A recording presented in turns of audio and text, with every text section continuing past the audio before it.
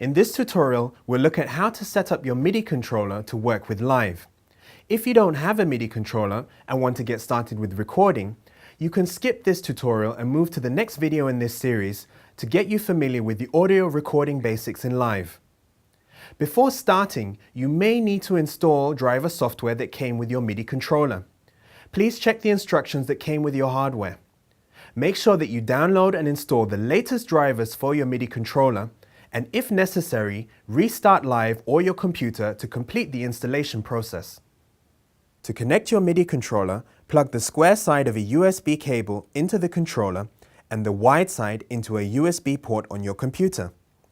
Some controllers get the power they need just by connecting them to the computer's USB port, but if your controller doesn't, you'll need to connect it to a power source and then turn it on.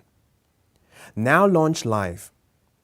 Most MIDI controllers will begin to work automatically as soon as Live detects them, without requiring any configuration on your part.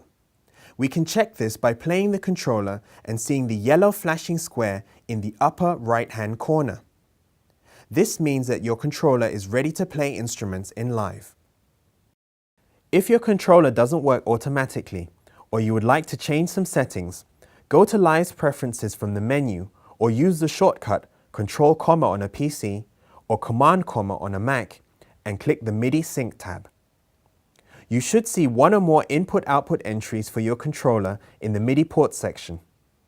To play instruments, make sure that the track switch is set to on in your controller's input port.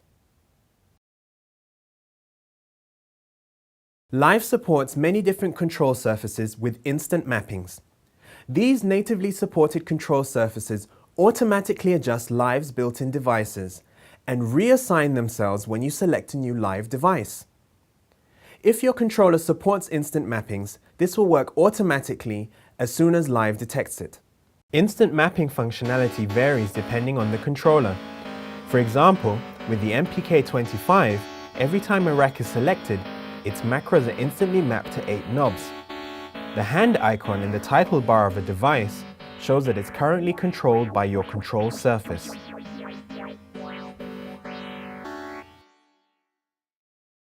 If for some reason instant mapping is not working with your MIDI controller, go back to the MIDI Sync tab in Preferences and click on the drop-down menu in the Control Surface column. Choose your control surface and select the MIDI ports it's connected to.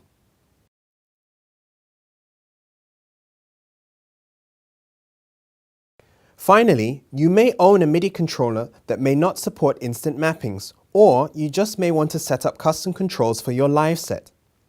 Once again, let's go to the MIDI Sync tab in Preferences. This time, make sure Remote is enabled for your controller's input port. You can now control almost any parameter in Live with your controller. To do so, click the MIDI switch in the upper right-hand corner. Click on the parameter that you would like to control and move the desired knob on your control surface. Finally, click the MIDI switch again.